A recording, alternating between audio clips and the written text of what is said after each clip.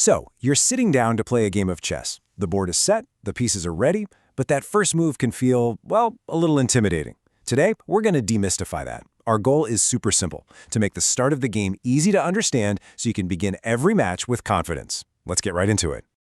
I mean, look at it. There are 20 possible first moves you can make. It's totally normal to feel a bit paralyzed thinking, where do I even begin? But here's the good news. You really don't need to know all of them, not even close.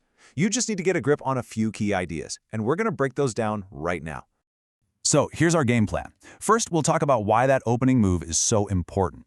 Then we'll cover what I call the 3 golden rules. These are going to be your best friends. After that, we'll look at a couple of great openings for beginners, talk about the common mistakes to avoid, and wrap up with how to actually practice all this stuff effectively. Okay, so first things first. Why are we so obsessed with the first few moves? Well, think of it like the first chapter of a book. It sets the tone for everything that comes next. A shaky opening can have you scrambling to defend before the game has even really started. But a strong one, that gives you a solid foundation to launch your plans. This is basically our checklist for what makes a good opening. You want to control the center of the board. That gives your pieces space to breathe. You need to get your army off the back rank. We call that quick development. You've got to get your king safe by castling early. And maybe most importantly for beginners, it should be simple, something you can remember and use over and over again. All right, now for the really important part. Instead of trying to memorize 100 different moves, we're going to focus on the why. If you understand the ideas behind the moves, you'll never feel lost. This is the secret sauce right here. And it all comes down to this number, 3. That's it. Just 3 simple, golden rules that will guide you through the start of pretty much any chess game you ever play. If you remember these, you're going to be just fine. And here they are. Number 1, control the center. Number 2, develop your minor pieces. We're talking about your knights and bishops. And number 3, castle early. That's it. Control, develop, castle. Let's dig into that first one because it's the big one. So what do we mean by the center? We're talking about these 4 key squares right in the middle, e4, d4, e5, and d5. Think of this as the high ground in a battle. If you control this area, your pieces can move anywhere on the board quickly. You control the game. This is exactly why the most common first moves are moving a pawn to e4 or d4. Okay, we've got the principles down. Now let's see what this looks like in a real game. We're going to check out 2 amazing openings for beginners that put our 3 golden rules into practice perfectly. First up, we have the Italian game. Honestly, if you're going to learn one opening as a beginner, this is probably the one. Why? Because every single move makes perfect sense. It's all about following those rules. Control the center, get your pieces out, and get ready to protect your king. It's just logical. And here's the plan in a nutshell. You bring out your knight and bishop to good squares. You use your pawns to fight for that central territory we just talked about. You get ready to castle. And, as a nice little bonus, you put some pressure on your opponent's weakest point, that f7 pawn. It's a simple, powerful plan. Now, don't worry about this crazy-looking line of text. It's called Fen, and it's just a code that describes a position on the board.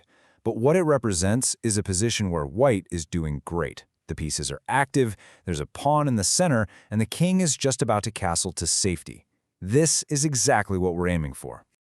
Okay, our second pick is the London system. Now, if the Italian is all about active, classical play, the London is your rock-solid, reliable choice. The cool thing about it is that it's a system, meaning you can play pretty much the same moves no matter what your opponent does. It's like your trusty, all-purpose opening. And again, this text just represents the core setup. You build this super solid pyramid of pawns, your bishop comes out to an active square. It might not be as flashy as some other openings, but man, this structure is tough to crack. It's a fantastic, low-stress way to start a game. All right, we know what to do. Now let's quickly cover what not to do. Seriously, just avoiding these few common mistakes is like a cheat code. It will instantly save you from losing a ton of games right out of the gate. First up, and we've all done this, bringing your queen out for an adventure way too early. It's tempting, right? She's your strongest piece. But all that happens is she becomes a big target. Your opponent gets to develop their pieces by chasing your queen around while you're just wasting time. Get your knights and bishops out first. Mistake number 2, pushing the pawns on the edge of the board, like the A or H pawns. Remember our first golden rule? These moves do absolutely nothing to fight for the center. Stick with those central pawn moves like e4 or d4 to start the game. And mistake number 3 is a big one, just forgetting the castle. The center of the board is a war zone. It's the last place you want your king to be hanging out, so make it a priority. You should really be looking to get your king safely tucked away somewhere around move 7 or 8.